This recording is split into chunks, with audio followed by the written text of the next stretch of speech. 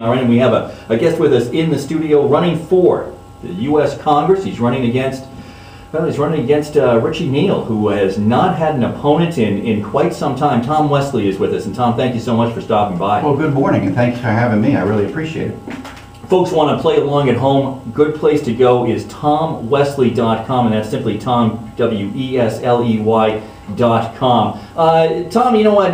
I take a look at your at the star, which is part of your campaign logo. Reminds one of the military, and you have a proud record in the U.S. military. Yes, it was my honor to serve. I'm an Academy graduate. I graduated from the U.S. Merchant Marine Academy and then went on active duty in the U.S. Navy. Was a naval officer and a Navy pilot.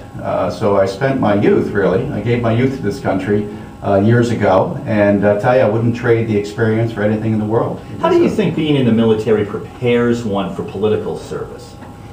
Well, you know, it's about honor, really. I think, how does it prepare one for political service? I think that comes later. I think the first thing about serving in the military is you get to learn a lot about who you are, and about what's important, and about how to take care of your people. And it's a very personal experience. It's a one-on-one relationship with your men, in my case. And then I think, you know, later on I had the opportunity to work in the Pentagon. I worked with the Organization of the Joint Chiefs of Staff in the Puzzle Palace, as we used to refer to it in the Pentagon. And, you know, people say, gee, Tom, you don't have any political experience. You haven't run for, you know, selectmen or school board.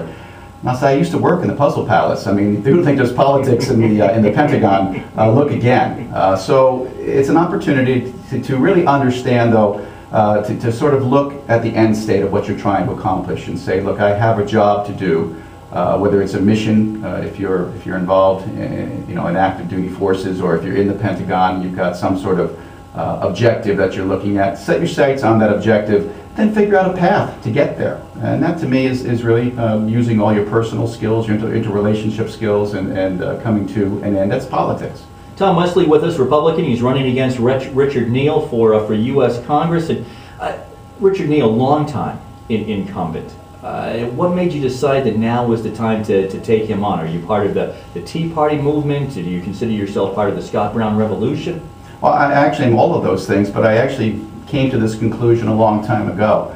And long before Scott Brown was even in a race, and certainly before Senator Kennedy passed. Look, I've lived all around the country as a result of my time in the Navy, and I've lived in New York and Florida, Maine, California. I was sentenced to live in Hawaii for 3 years. You poor guy. Well, you know, it was remote duty, and someone had to do it. I told you I made a lot of sacrifices when I was in the Navy. I must say, I lived there for 33 months. I spent 19 of those months living on board a ship underway. So my wife had a much better time in Hawaii than I did. But, you know, everywhere I've lived, I've always voted. And I've never lived anywhere where I didn't have a choice on the ballot for my representative, and that happened to me several times here while I was living in Massachusetts, and I said, there's something wrong with this picture. There ought to at least be choice, and this was coincident with the 2008 presidential campaign and the rise of Barack Obama, and very interesting presidential campaign, as you well know. And what we saw coming right out of the chute in early 2009 was enough for me to say, we need to have choice on this ballot, and who better to offer that choice than me? Now, interesting that you said that a moment ago, even though you were in the race and had made your decision before Scott Brown won his upset victory over Martha Coakley, you also said that you would identify yourself, or that you identify with the Tea Party movement, although it seems to me that you probably do, your decision kind of predates April 15th of last year, or around the same time that the Tea Party was really beginning in Massachusetts to make its voice heard. Was that about the same time that you decided? I would say it was fairly coincident, but I wouldn't call it a Tea Party decision per se. What I will say, though, is that people often refer to the Scott Brown phenomenon as the shot heard around the world, or the Scott heard around the world. And I talk to Tea Party people and say the first shot of this revolution was actually fired by Tea Party people in April of 2009. And fired again throughout the summer through the recess rallies. I think we would have been in a much different place had we not had the involvement of very concerned citizens who stood up and said, wait a minute, do you know what we're being sold here? And as we went through this, I think this phenomenon, the Tea Parties, and they've grown in importance, we've discovered that they're just regular people like you and I. Well, that's interesting that you say that, and one of the reasons that I wanted to talk a little bit about the Tea Party and how much you either, view yourself as being a member or not being a member or going to some of the rallies is because right now I think that there is a very definite effort to try and marginalize what you just called them concerned citizens. I think right now they're being portrayed often in the media as being kooks, as being on the fringe, or I think the latest attack over the last couple of months has been that they're racist, that they're getting ready, that that we're going to see people in the white sheets coming up at this next April 15th meeting in Worcester. Do I look like a kook to you, Hank? You do not. Okay, thank you. So far, the military service, and I think that so far you've been able to string some sentences together. So no, I don't. But would you agree, Tom, that there isn't an orchestrated attack right now on people who identify themselves? Sure, and I think the Democrats particularly are trying to marginalize something they don't understand and don't appreciate. Let me tell you a story. You asked me if I'm a Tea Party member. I carry a card from the Worcester Tea Party and from the Webster Tea Party and most recently from the Blackstone Valley Tea Party. And there's a progression there. I attended an organizational meeting in January of a Webster Tea Party, a nascent Tea Party that was being formed as a splinter off of the one here in town. And it was very well attended, and some of the people from Douglas, which is smack in the 2nd district that I'm looking to represent, formed yet another splinter group, and that has grown in with such rapidity and such intensity that they've now formed a Blackstone Valley Tea Party. And I attended their first meeting last Tuesday at their town hall, and not quite expecting not quite knowing what to expect. And I have to tell you, there were 200 people there.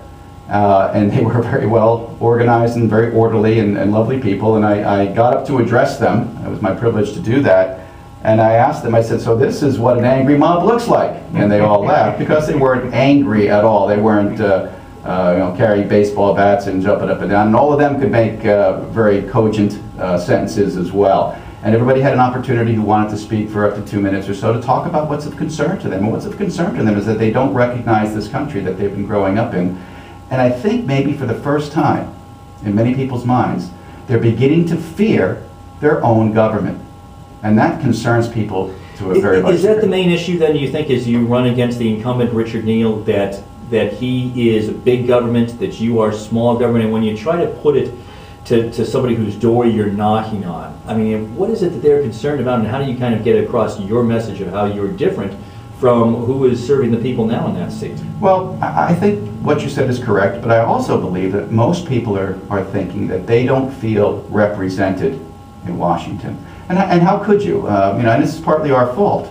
For the last 12 years, there hasn't been a candidate to run in opposition to Richard Neal. So Richard Neal gets to do what he wants to do and govern like he wants to govern, which is very much line on line with the Nancy Pelosi philosophy. In fact, 98.9% of the time, this gentleman who represents the 2nd District of Massachusetts votes in conjunction with someone who represents the San Francisco Bay Area. And you'd like to think, is there some sort of commonality there? And there really isn't. So no one has really felt as though they've had their voice heard. And I think this recent debate about health care, such as it was, indicated to us that people in Washington aren't paying attention to what we want. They don't feel as though they're being heard. So I think that, as much as anything, is what the Tea Parties are trying to say, particularly here in this region.